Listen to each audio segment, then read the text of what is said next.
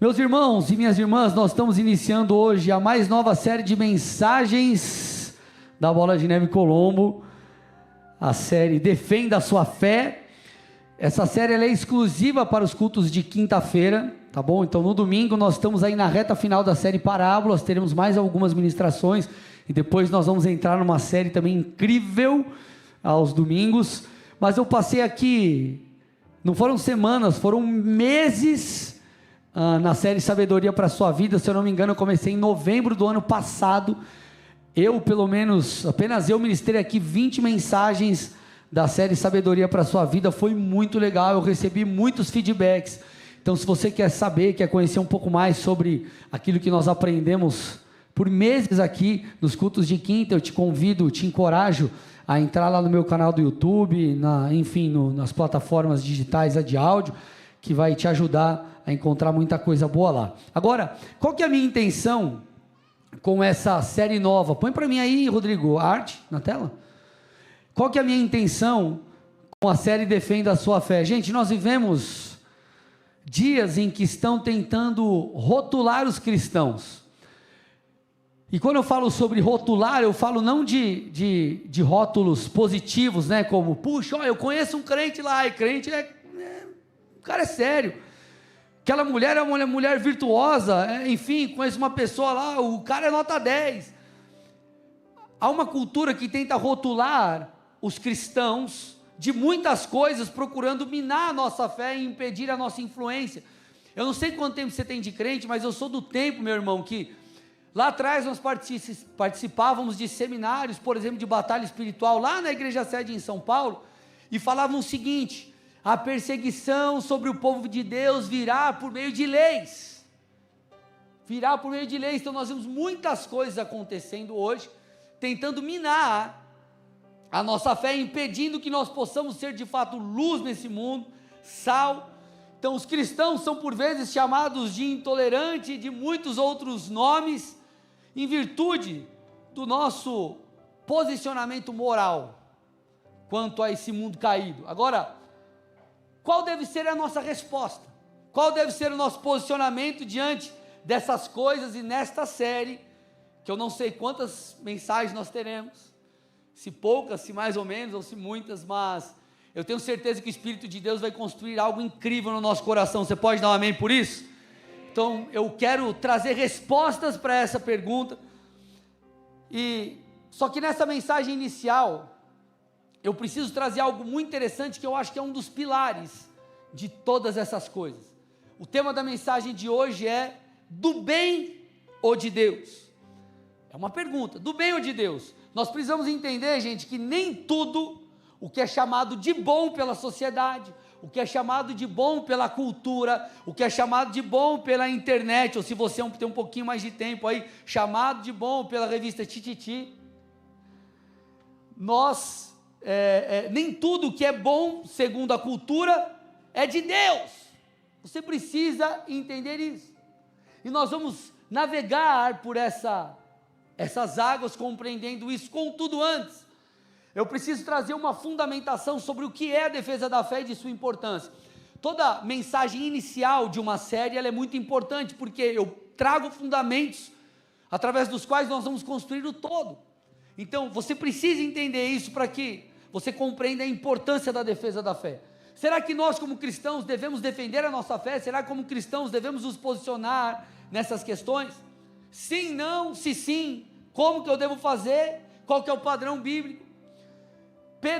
A carta de Pedro explica muito bem isso, 1 Pedro 3,15, se puder colocar na ACF aí para mim, Almeida Corrigido e Fiel, isso aí.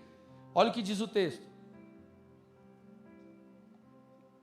estais sempre preparados para responder com mansidão e temor a qualquer que vos pedir a razão da esperança que há em vós. A Bíblia está dizendo o seguinte a mim e a você, que nós precisamos estar aptos, precisamos ser preparados para dar razão da nossa fé, para explicar por que nós cremos.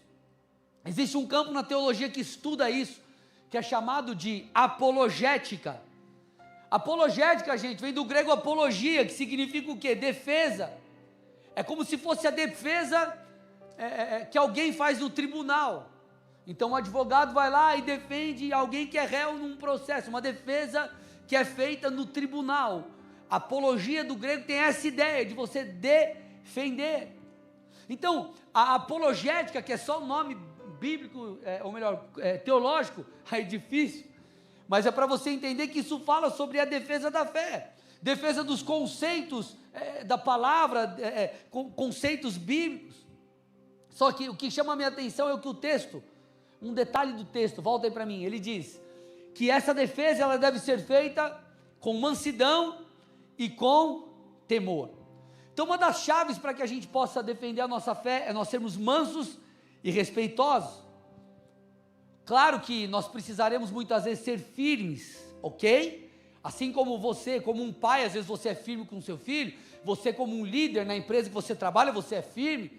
Tem hora que você tem que se posicionar de uma maneira diferente, assim também não é na nossa fé. Vai ter momentos que você vai ter que se posicionar firmemente, mas tudo precisa ser feito com respeito e em amor. Nós precisamos estar aptos, gente, para dar argumentos em favor daquilo que nós cremos. Nós precisamos entender essas verdades para que a nossa fé, ela não seja abalada. Alguns acreditam que essa defesa da fé, ela não é bíblica. Alguns acreditam que nós devemos apenas pregar a palavra e deixar que a coisa aconteça, e não nos importarmos com esses conceitos de defender a fé. Mas eu particularmente, eu não acredito nisso. Eu vou te dar uma resposta, um porquê. Muito do que nós vivemos e vemos hoje no mundo acadêmico, que por sinal, há estatísticas que dizem que 40% dos jovens cristãos que vão para a faculdade, eles se perdem no meio do caminho. Sabe por que se dá? Porque o sobrenatural e a pessoa de Cristo, Deus, eles foram como que expulsos das universidades. Agora, graças a Deus que o Senhor tem levantado muitos filósofos e pessoas de fato do campo acadêmico que têm trazido sustentação para que as verdades de Deus sejam incluídas de fato no campo acadêmico. Então, meus amados, esse é um dos motivos pelos quais nós percebemos que nós precisamos aprender a defender a nossa fé. Senão vai chegar um professor lá, vai ficar falando água para você em relação a Deus. O cara nunca leu a Bíblia, o cara não tem relacionamento com o Espírito Santo, ele quer ditar a sua fé. Então você precisa aprender, você precisa entender, você precisa compreender o que a Bíblia diz. Quando nós olhamos para as Escrituras, nós percebemos que Jesus e os próprios apóstolos, eles explicavam, eles davam razão para a sua fé. Por exemplo, Jesus falando a 2 discípulos ali, a 2 homens no caminho de Emaús, você vê que ele traz uma explanação sobre a necessidade do Cristo padecer, morrer e ressuscitar. Olha lá, Lucas 24, 25 a 27. Então ele lhes disse: como vocês são insensatos e demoram para crer em tudo que os profetas disseram. Não é verdade que Cristo tinha de sofrer e entrar na sua glória?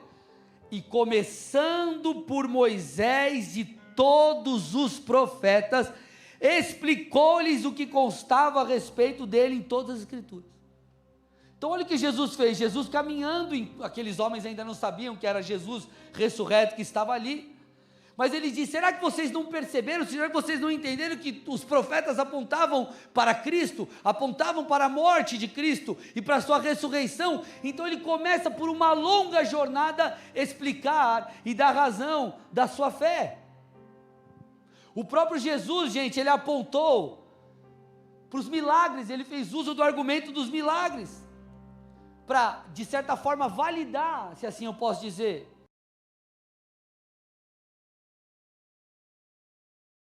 creiam que eu estou no Pai e que o Pai está em mim, creiam ao menos por causa das mesmas obras. Olha o que ele está falando. Creiam, você pode crer que o Pai está em mim. Por quê? Porque eu faço as mesmas obras do Pai. Então Jesus, ele está, aspas, entenda no bom sentido isso, justificando, dando razão da sua fé. Você vê Pedro ali em Pentecostes, ele dando razão da fé, fazendo uso dos milagres de Jesus, Atos 2:22. Israelitas, escutem o que eu vou dizer. Jesus o Nazareno, homem aprovado por Deus diante de vocês, com milagres, prodígios e sinais, os quais o próprio Deus realizou entre vocês por meio dele, como vocês mesmos sabem. Então ele está dizendo: ei, será que vocês não entenderam? Deixa eu explicar para vocês. Esse que morreu, mas ressuscitou, que vocês crucificaram, é o Cristo. Olha os milagres que ele realizava.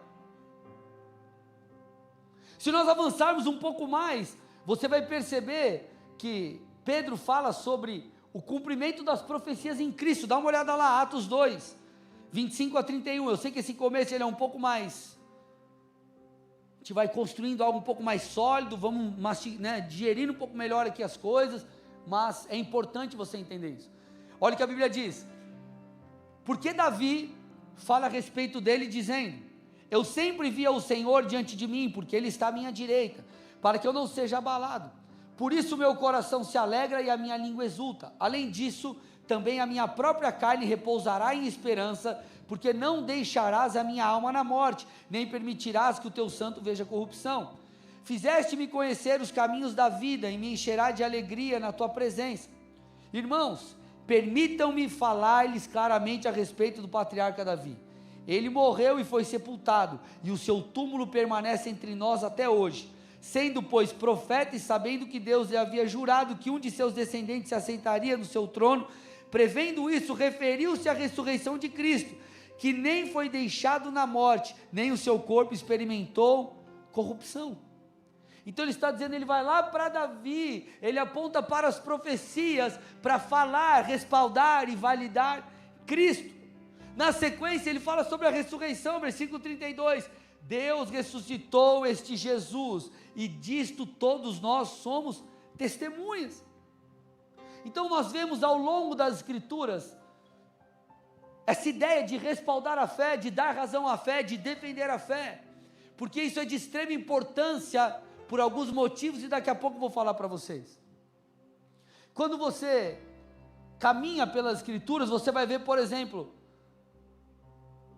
os apóstolos, quando eles iam falar, aqueles que não eram judeus, eles procuravam, por exemplo, demonstrar a existência de Deus, por meio das obras da natureza. Isso está lá em Atos 14, 17, Paulo, quando vai falar para os romanos, ele fala que apenas observando a natureza, você pode saber que Deus existe. Então todos esses textos e outros apontam para o quê? Para a defesa da fé, e mostra que ela é bíblica.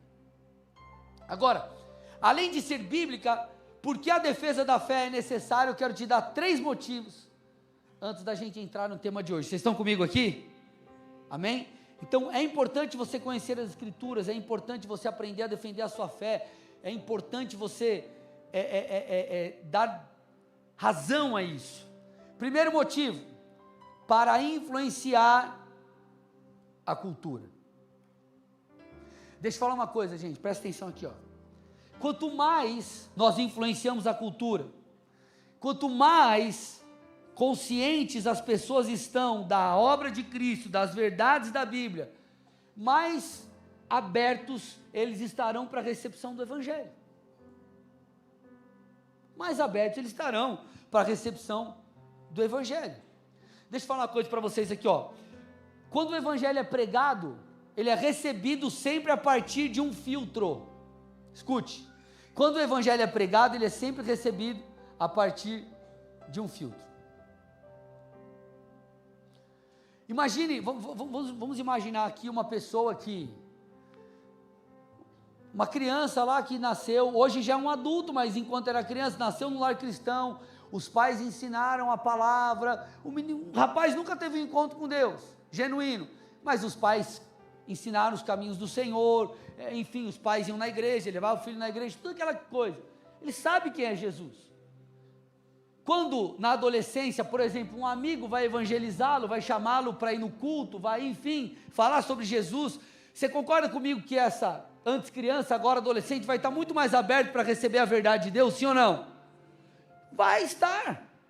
Agora, vamos imaginar um contrário, uma criança que nasceu num lar deturpado, pais que não criam em Jesus, que na verdade falavam contra Cristo, que enfim, na adolescência, quando evangelizado, ele vai ter talvez uma certa dificuldade, ou não vai ser tão receptivo quanto esse outro exemplo que eu dei. Por quê? Porque ele não está consciente sobre quem Deus é.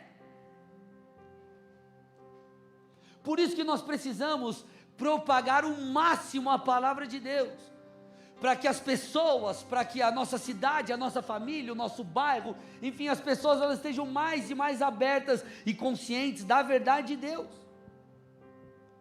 Tem um filósofo cristão chamado William Lane Craig, ele estava dando uma palestra na Suécia, e em um determinado momento, chegou o momento de perguntas e respostas, um aluno perguntou, falou, ô professor, ô doutor, enfim, você não vê como isso que você está fazendo é estranho?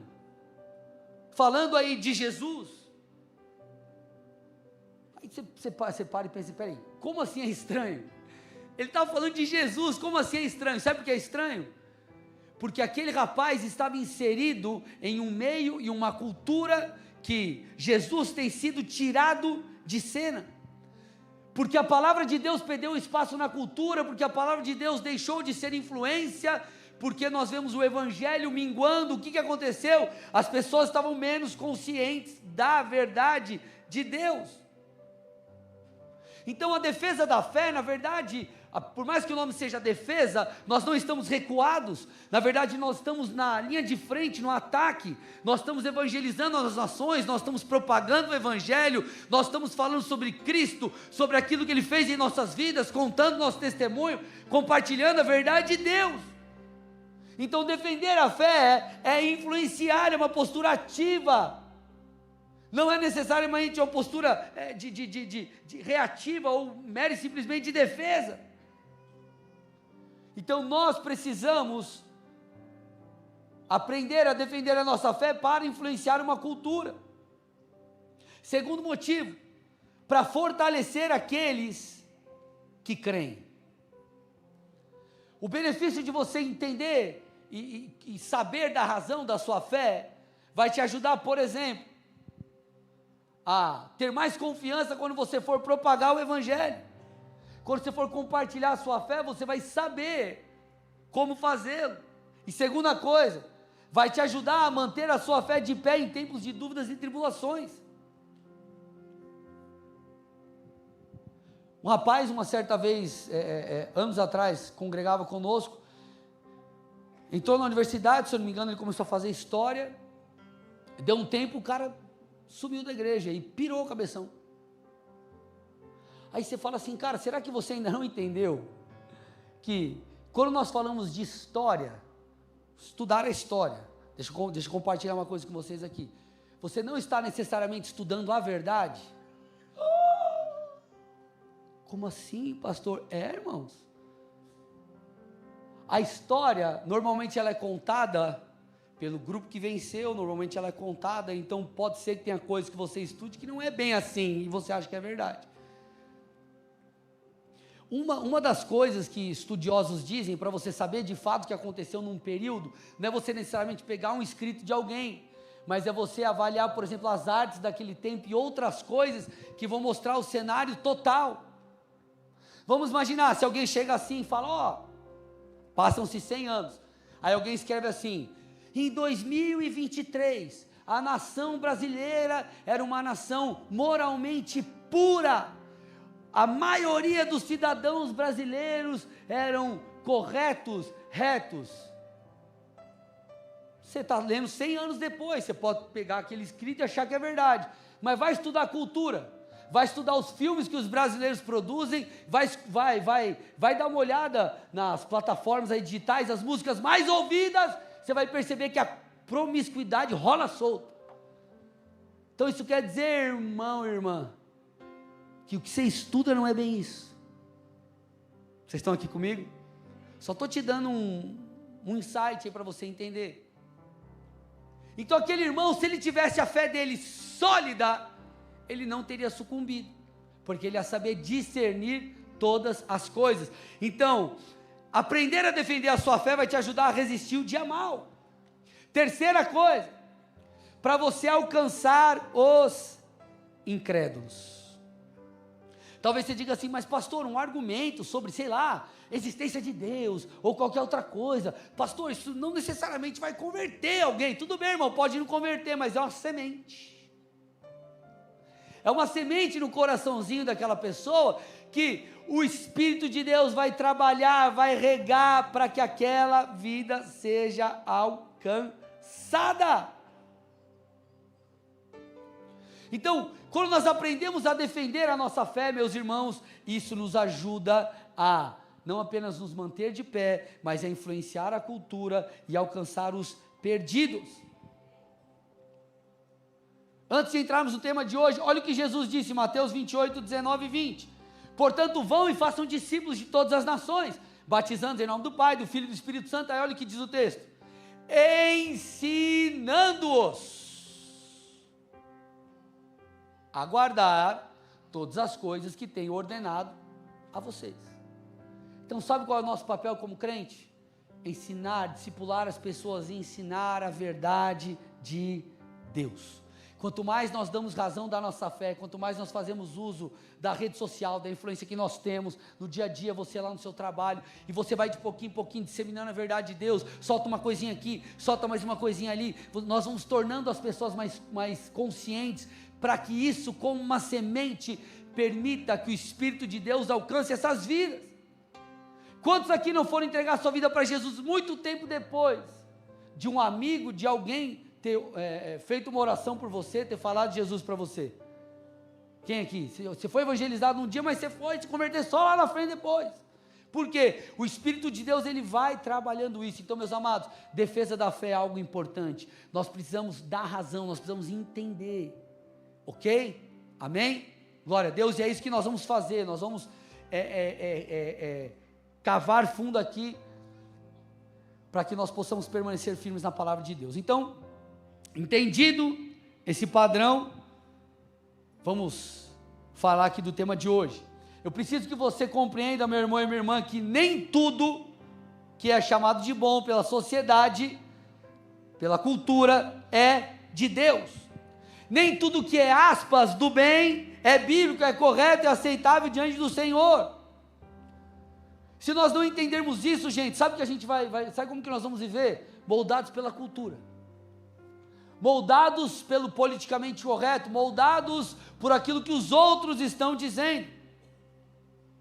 Quando nós olhamos para a figura de Jesus, nós veremos que Jesus foi o maior exemplo de alguém que não foi refém da cultura, que não foi refém do aspas politicamente correto. Jesus, por muitos momentos, ele confrontou pessoas, ele se opôs a verdades ditas como imutáveis. Jesus, ele se opôs a muitas ideias, como por exemplo, a tradição que os líderes judeus faziam uso para impedir que uma pessoa, por exemplo, fosse curada num sábado. Então, havia uma tradição que dizia, não, no sábado, uma pessoa não pode sequer ser curada. Em Mateus 12, nós vemos Jesus curando um homem da mão ressequida, e ele explica isso, Mateus 12, 9 a 14, olha o que a Bíblia diz. Tendo Jesus saído dali, entrou na sinagoga deles. Achava-se ali um homem que tinha uma das mãos ressequidas. Então, a fim de o acusar, perguntaram a Jesus, é lícito curar no sábado? Ao que lhe respondeu, quem de vocês será o homem que, tendo uma ovelha, e num sábado esta cair numa cova, não fará todo o esforço para tirá-la dali? Ora, quanto mais vale um homem do que uma ovelha, logo é lícito nos sábados fazer o bem. Então Jesus disse ao homem, estenda a mão. O homem estendeu a mão, e ela foi restaurada e ficou sã como a outra. Mas os fariseus, saindo dali, conspiravam contra ele, procurando ver como o matariam. Então, a lei que existia no Antigo Testamento sobre guardar o sábado, não tinha a ver com você não exercer misericórdia no sábado, tinha a ver com você não efetuar um trabalho para produzir recursos, enfim, no sábado, mas não tinha a ver com misericórdia. Então o que nós vemos? Os líderes judeus, eles aumentavam, eles criavam tradições, regras e leis de homens, e Jesus fez o quê? Jesus confrontou em amor. Você vê isso em vários momentos do ministério de Jesus. Ele não chamou de justo e belo aquilo que, apesar de ser aceitável socialmente, era injusto perante Deus. Então nosso papel é discernir o que é verdadeiro e ensinar as nações sobre a verdade. Agora, entenda, isso não dá motivo para você chegar, abrir o teu Instagram e ficar jogando toda a sua opinião sobre todas as coisas. Não, porque eu vou falar aqui hoje, porque eu vi na minha célula o irmão que... Aí você marca o irmão, é pecador, a Bíblia diz isso. Estão me entendendo aqui, irmão? Então você ser um justiceiro, vai lá, senta e conversa com a pessoa, expõe, procura o líder, ajuda. Toda a questão da defesa da fé, ela não é você ser chamado de correto, é produzir arrependimento e sustentação daquilo que é o correto. Vocês estão aqui ou não? Então nosso papel é discernir o que é verdadeiro e ensinar as nações sobre essa verdade. Existem coisas que elas são confrontadas de maneira macro. Anos atrás nós vimos de maneira muito gritante, uma falsa graça emanando, ecoando de púlpitos. Em suma, não tem problema você pecar, não importa tanto assim, você não precisa pagar o preço, esse negócio de renúncia, isso não existe. E muitos pastores se levantaram, eu mesmo fiz uma série, por 2 vezes eu fiz uma série sobre falsa graça. Por quê? Porque era necessário nós defendermos a sã doutrina. Então nós precisamos nos levantar como proclamadores da verdade, obviamente com mansidão e com temor. O que acontece, gente? Disse por aí, que não existe uma verdade acima de todas as outras. Se você for estudar a cultura pós-moderna, se você for estudar, enfim, você vai perceber que dizem que não há uma verdade acima de todas as outras, uma única verdade. Mas é que a verdade, ela é uma construção, é uma pura narrativa, cada um tem a sua. Não, tem a sua verdade moral, assim como tem a verdade moral do outro. No Brasil a verdade moral é uma, na Argentina é outra, no Japão é outra, na tribo indígena, não sei de onde, é outra. Cada um tem a sua verdade moral, é uma narrativa. E mais, gente, segundo a cultura desse mundo caído, dizem por aí que a verdade, ela é mutável, e que ela se transforma à medida que a sociedade é transformada. Então a sociedade é transformada, os tempos mudam, as pessoas mudam, então consequentemente a verdade também muda. Por exemplo, vamos usar alguns exemplos aqui. Adultério, se você perguntar para sua avó, para sua bisavó, ela vai falar assim: minha filha, o adultério é terrível. Era algo socialmente, moralmente muito reprovável. Não sei se você sabia, mas o nosso Código Penal, inclusive, o adultério já foi considerado crime. Isso era nada mais, nada menos do que o reflexo de uma visão sociocultural. O adultério era algo reprovável, porém o tempo passou, meus irmãos. E o que era motivo de crítica, de repreensão, tornou-se em certa medida aceitável. O mesmo acontece com, por exemplo, o casamento. Casar hoje virou um tabu. Para que casar? Ou se casa, não, beleza, você casa, mas uma coisa é tua mulher, agora na rua é outra coisa, irmão. Vai lá, dá uma ajustadinha ali, ajustadinha aqui, está tudo bem. E aí, se você for conversar com alguém, eles vão dizer: não, mas esse negócio aí de aliança, isso é coisa de outra época, agora o mundo mudou. Você já deve ter ouvido alguém falar isso: o mundo mudou. O mundo mudou, mas a verdade é uma só, meu irmão. A verdade, ela é a palavra de Deus, ela não muda. Hebreus 13:4 diz: digno de honra entre todos seja o matrimônio. Então, por mais que a cultura diga que a verdade e aquilo que é bom e aceitável muda conforme o tempo flutua, segundo cada época. Não, no que diz respeito à palavra. A palavra, ela é uma só e ela não muda. Nem tudo, meus irmãos, que é do bem é de Deus.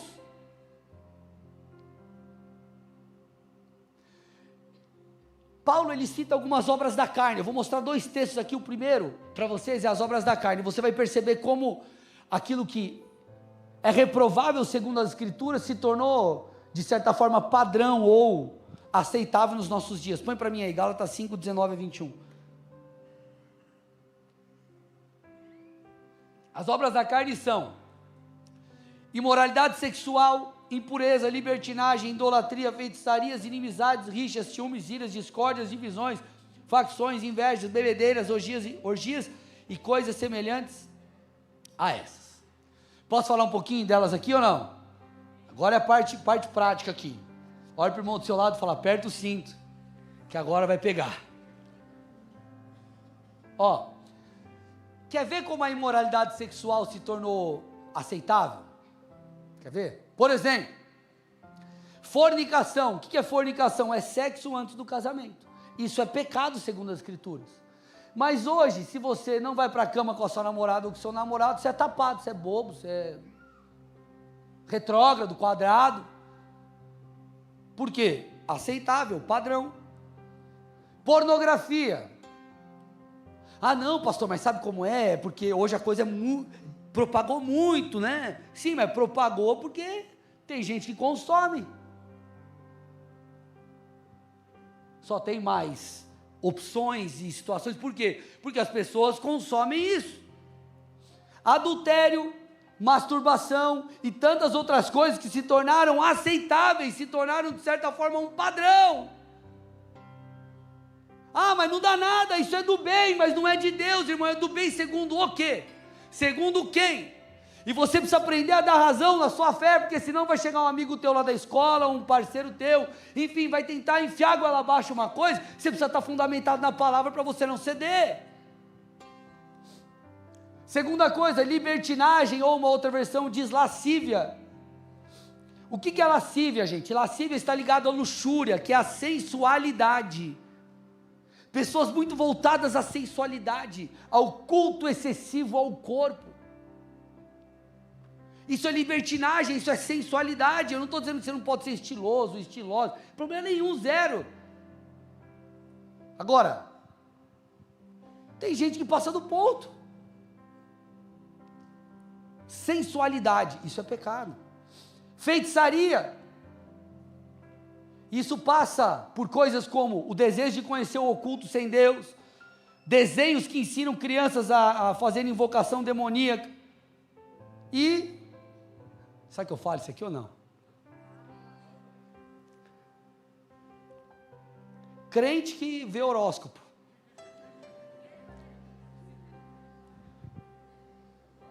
Cristão, protestante pentecostal, libriano. Irmão, misericórdia, que história é essa? Qual que é teu signo? Que signo, irmão? Sai fora. Isso é adivinhação. Quem conhece o teu futuro é Deus, irmão. Vocês estão aqui? Ah, mas não dá nada, ó, revistinha lá na internet. Revistinha de horóscopo, faz tempo isso aí, né? Quem é da época da revistinha do horóscopo? Ah, é a Mari ali? Ô Mari, você consultava as revistas, Mari? Misericórdia. Ah, não dá nada, irmão, isso é feitiçaria, irmão. Vai dar demônio na tua vida. E eu estou falando sério, não estou brincando. Ah, mas não dá nada, está tudo certo, está tudo bem. Eu namorava a pastora, nós conhecemos lá em São Paulo e nós íamos sempre num shopping. E no shopping tinha essas lojas esotéricas assim, aí tinha aqueles totemzinhos assim, uma mulherzinha que você botava a mão, uma bola de cristal, e ela falava assim, sim, sim, estou vendo, o seu futuro é muito interessante, faça a sua escolha. Aí você colocava lá um dinheirinho, um negocinho, e falava um negócio lá. Ah, mas é tão bonitinho do shoppingzinho, vou botar a mãozinha. Aí vai vir um demôniozinho. Eu estou falando sério, eu estou brincando, gente. Mas porque não dá nada, é do bem. Quem disse que é do bem? Não é de Deus. E outras coisas como ciúmes, rixas, invejas, inimizades, bebedeiros, eu não preciso nem comentar. Quando você vai lá para 1 Coríntios 6, 9 e 10, ou vocês não sabem que os injustos não herdarão o reino de Deus? Não se enganem, nem imorais, nem idólatras, nem adúlteros, nem afeminados, nem homossexuais, nem ladrões, nem avarentos, nem bêbados, nem maldizentes, nem roubadores herdarão o reino de Deus, ponto.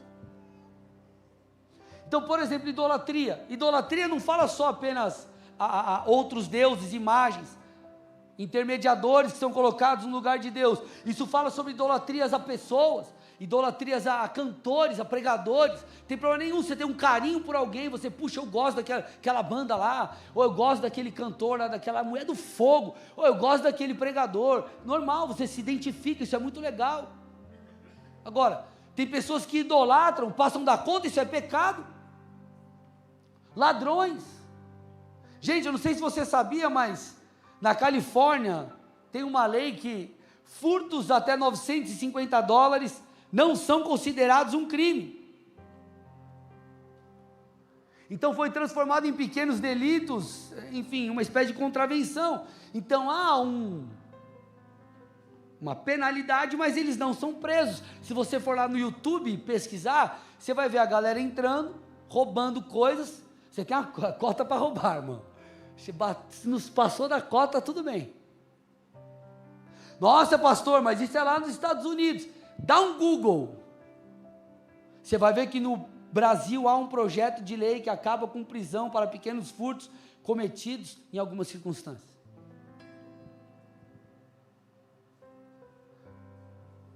Quem disse que isso é do bem? Não importa se socialmente é aceitável. A avareza, irmão. A prosperidade, ela é bíblica, claro, mas tem pessoas que elas amam o dinheiro, elas não são prontas a repartir, elas nunca têm uma satisfação, é um buraco sem fundo. O cara não basta ter um iPhone 17 XR Plus Blaster, ele precisa ter 3. Se acabar a bateria, tem mais um. Não basta ele ter, sei lá, o cara gosta de carro, 3 carros, tem que ter 25 carros. Eu estou exagerando um pouco, estou dizendo, se você tem condição, Deus te abençoe, não tem problema. Mas qual é a motivação disso? Nós vemos o amor ao dinheiro, uma perseguição. O dinheiro é pura ganância. O texto fala sobre afeminados, homossexuais, é uma prática pecaminosa como qualquer outras dessas aqui, que demandam arrependimento e transformação. É normal segundo as Escrituras? Não é. Só que se a cultura diz, se a sociedade diz, e você pensa diferente, você é preconceituoso, você é isso, você é aquilo outro. O que eu estou tentando te mostrar? Muitas coisas chamadas de boa não são de Deus. E meus irmãos, nós não podemos cair nessa. Se você não conhece as Escrituras, eu já vi gente, coisas que são claras na palavra, claras, está lá, está explícito que aquilo é pecado, e alguém, vamos supor, prega contra aquilo, o crente fica bravo. Bravo por quê, cara? Você não lê a Bíblia? Você não sabe que isso é pecado? Você não está vendo que isso é errado? Você não está vendo que isso demanda arrependimento, como qualquer obra da carne que nós citamos aqui? Então a verdade de Deus não muda. Por quê? Deus é imutável, essa é uma das características dele, gente. Deus é imutável. Ele não muda, ele não muda, ele é imutável. Olha o que Pedro diz, 1 Pedro 24, 25, 1 Pedro 1, 24, 25, porque toda a humanidade é como a erva do campo, e toda a sua glória é como a flor da erva. A erva seca e a flor cai, mas a palavra do Senhor permanece para sempre. Esta palavra é o evangelho que foi anunciado a vocês. Então ele está dizendo, existe uma palavra, existe uma verdade, existe um padrão que ele não muda. queira você ou não. O que você tem ouvido por aí? Ah não, precisa editar a Bíblia, hein? Precisa mudar a Bíblia, hein? Precisa atualizar a Bíblia, hein? Por quê? Porque as pessoas, elas não querem ouvir a voz profética, elas não querem ouvir a voz de Deus apontando os seus pecados, apontando a sua imoralidade. Gente, a verdade de Deus, ela não é mutável, ela nunca foi, ela nunca será adaptável à cultura. A verdade moral de Deus, ela é uma, ela vai permanecer para sempre. E a obediência a essa verdade, a submissão a essa verdade, que vai permitir com que eu e você possamos viver em plenitude. Na verdade, o padrão de Deus, ele nos traz segurança. Vamos imaginar que você trabalha com obra. Aí você chega lá e tem um fiscal lá do segurança do trabalho. O cara chega para você e fala, você tem que usar talabarte, capacete, parece um astronauta para trabalhar assim, né? Mas para que é isso? Para você se proteger. Porque se você está sem aquele equipamento, você cai e você morre. A verdade de Deus é para a nossa proteção. Quando o Senhor fala semeia, o que ele está dizendo? Semeia porque Ele vai abrir as janelas dos céus. É um princípio espiritual para que você seja abençoado. Quando Ele traz lições sobre o casamento, quando a Bíblia traz lições sobre diversos aspectos, é para o nosso bem. Agora, pastor, legal, eu estou entendendo tudo isso, mas por que, pastor, que mesmo assim, nós vemos crentes, nós vemos pessoas que dizem que Jesus é o Senhor e Salvador das suas vidas, que dizem crer na palavra, por que essas pessoas, elas fazem recortes da Bíblia, e elas escolhem o pecado? Por que pessoas fazem? Gente, deixa eu falar uma coisa para você. Se você for dar lado para alguém, por exemplo, que prega a falsa graça, sabe o que você vai perceber? Que eles usam textos bíblicos, só que eles pegam um pedaço do texto e esquecem todo o resto. É tipo briga de casal. Discute com a mulher e a mulher pega aquele negócio que você falou. E é sempre a mulher que faz isso, o homem não faz, tá? Sempre a mulher. Tira do contexto e taca na sua cara. É Jesus, aleluia. E tipo assim, eu não esqueci que lá na pandemia, você falou aquilo, fez um corte. E é mais ou menos isso que acontece. Agora, por que as pessoas escolhem o pecado?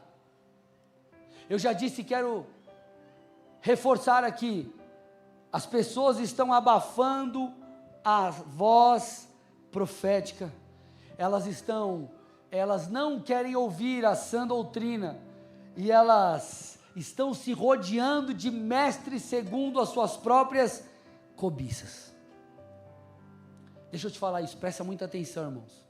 Você precisa ser como um bereano, você precisa pegar isso aqui que eu estou pregando, vai na tua casa, olha os textos bíblicos, escuta a mensagem de novo, vê se é verdade. E se eu falo um monte de água aqui, um monte de asneira, um monte de abobrinha, você vai acreditar?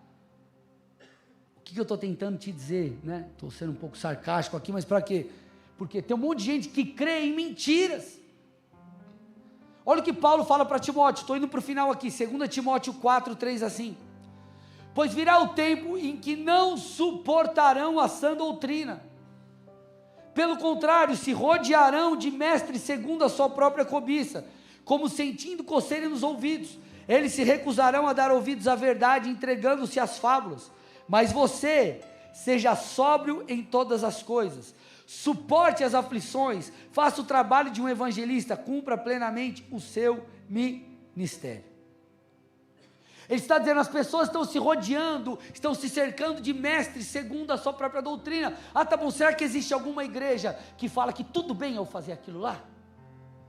Então ele vai, procura, acha e começa a seguir. Ah não, esse é meu pastor, essa é a minha igreja, é esse que eu vou ouvir. Mas são pessoas que na verdade estão seguindo doutrinas de demônios. Credo, pastor. não são palavras minhas não, são palavras de Paulo, 1 Timóteo 4, 1 e 2. Olha lá, ora, o Espírito afirma expressamente que nos últimos tempos, alguns apostatarão da fé, por obedecerem a espíritos enganadores e a ensinos de demônios, pela hipocrisia dos que falam mentiras e que têm a consciência cauterizada. Ele está falando, existem pessoas que porque não querem ouvir a voz profética, não querem ser confrontadas, elas se cercam de mestres, de pessoas que estão cauterizadas em suas consciências, elas já não conseguem entender a palavra de Deus como verdade, então elas fazem recortes, elas debaixo de doutrinas de demônios, estabelecem verdades que não são bíblicas. Agora, o abandono dessa sã doutrina, da palavra pura, que é de origem demoníaca, tem um fim: colocar você e eu, enfim, a pessoa que acredita nisso, no trono de sua vida. Por que as pessoas, elas fazem recortes da palavra, acreditam em mentiras e tomam coisas como verdade, seguem coisas que são contrárias à palavra, acreditando que é a verdade? Sabe por quê? Porque elas querem justificar o seu pecado, elas querem se colocar no trono, no centro de suas vidas. Paulo diz que eles trocam a verdade pela mentira. Romanos 1:25, eles trocaram a verdade pela mentira, adorando a criatura em lugar do Criador. Então eu vou adorar o meu próprio eu, o que eu quero é justificar o meu pecado, o que eu quero é dar vazão à minha carne, o que eu quero é praticar as minhas obras, sem precisar ser confrontado, sem entender que eu estou errado, sem precisar me adequar a Cristo. Eu quero uma igreja, eu quero um pastor, eu quero um líder, eu quero uma Bíblia, eu quero um livro que valide as minhas práticas, porque no final das contas, tudo tem a ver comigo e não com Cristo. Isso a Bíblia chama de doutrina, pessoas que acreditam em doutrina de demônios.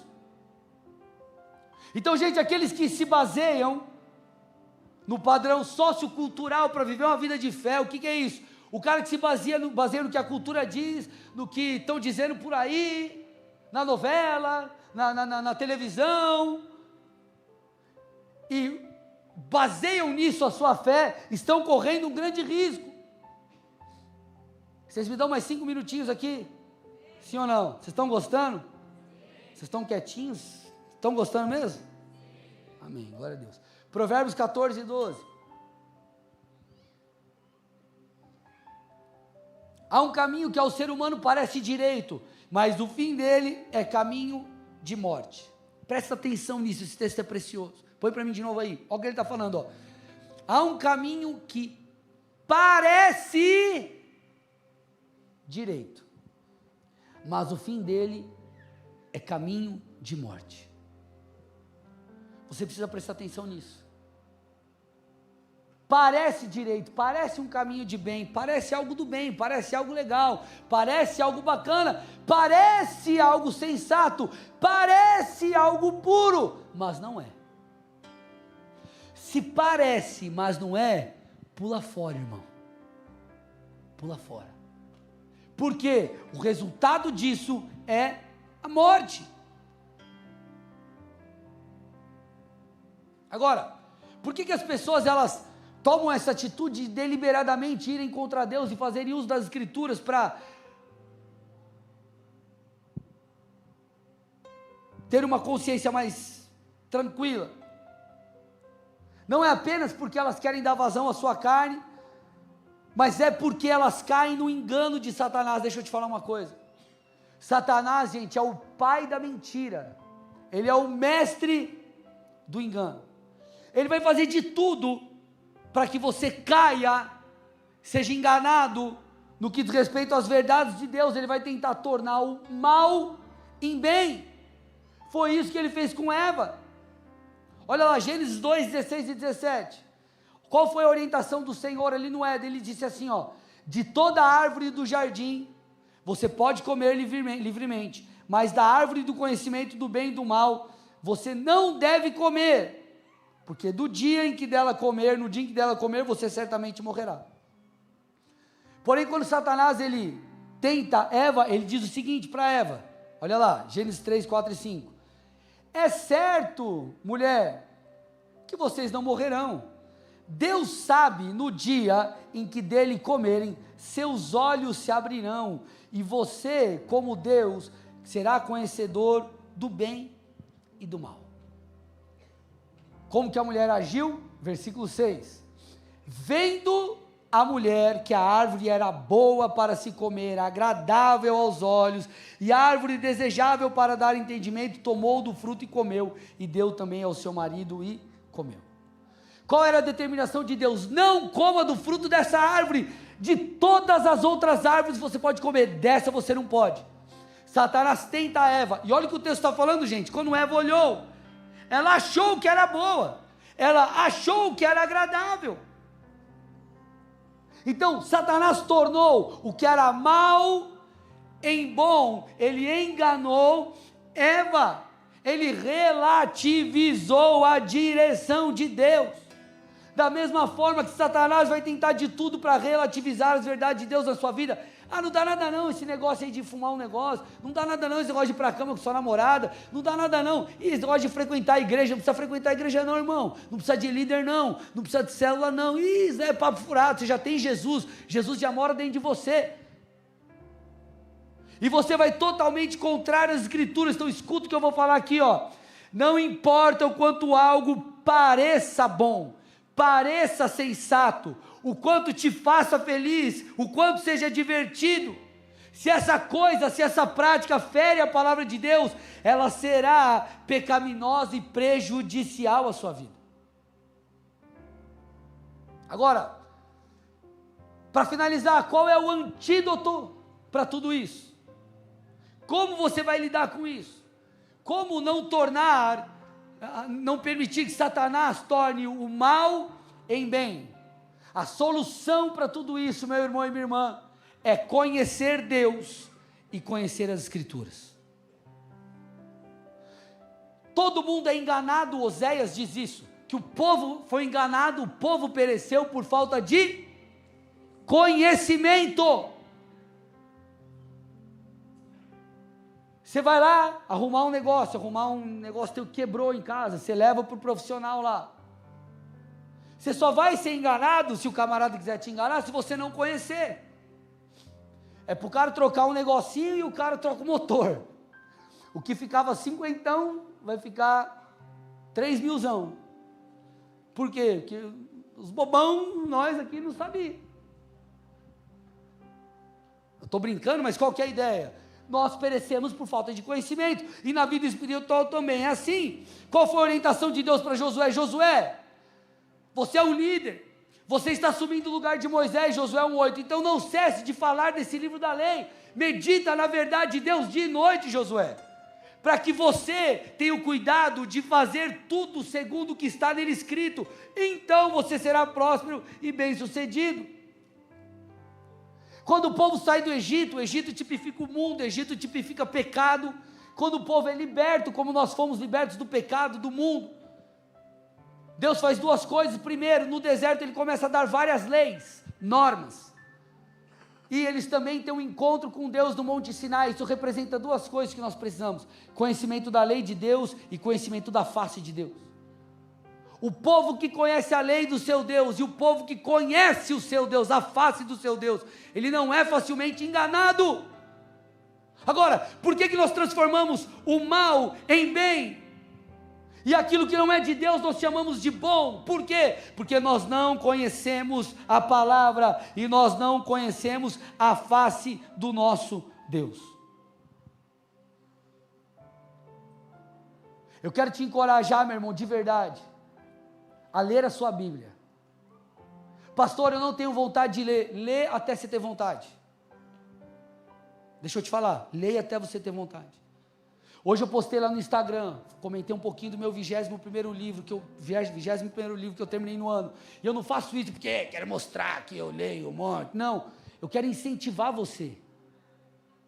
Leia a Bíblia, meu irmão, vai orar, conheça a Deus, porque senão você será facilmente tragado pelas mentiras do inferno. Quando você for tentado, você não vai ter uma base sólida. Por quê? Porque Satanás é enganoso, ele é ardiloso. Então não importa se algo é bom, se algo é chamado de bom, você tem que ir para a Bíblia. Por isso você precisa aprender a defender a sua fé precisa estar fundamentada, não interessa o que o blogueiro, a blogueira diz, o que a novela, o que a tia, a avó, quem for, o que importa é o que a Bíblia diz. Se fere a Bíblia, não é bom. Ah, mas é aceitável, é legal, todo mundo faz, mas você não é todo mundo, irmão. Você não é todo mundo, você é um filho de Deus. Mas pastor, está todo mundo fazendo aqui um negócio, eu sei que é errado, mas está todo mundo se dando bem, irmão. Ele está plantando, ele vai colher. E se ele está recebendo dessa forma, quem está dando é Deus ou é o diabo? O que você quer na sua vida? Você quer que venha de Deus ou quer que venha do diabo? Você quer que seja para a glória de Deus ou não?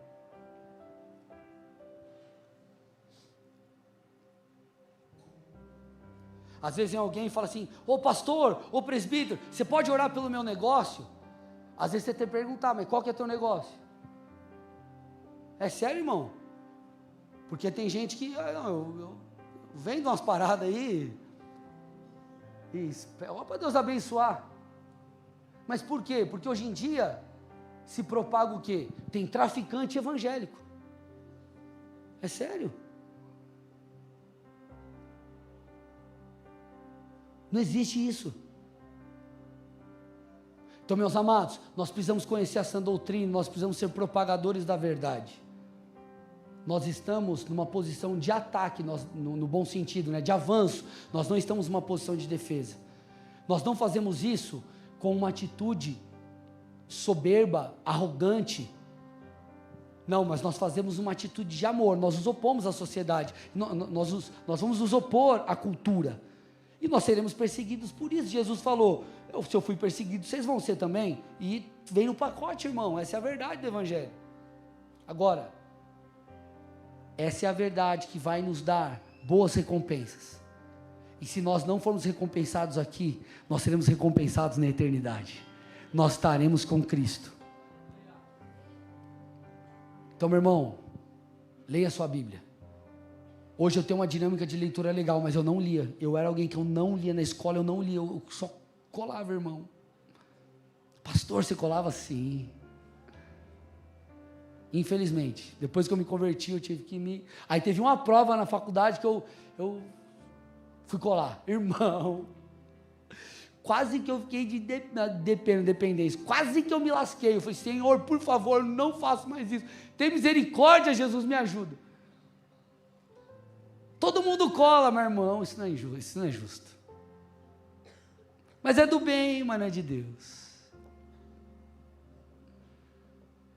É do bem ou é de Deus? Fique com aquilo que é de Deus, amém?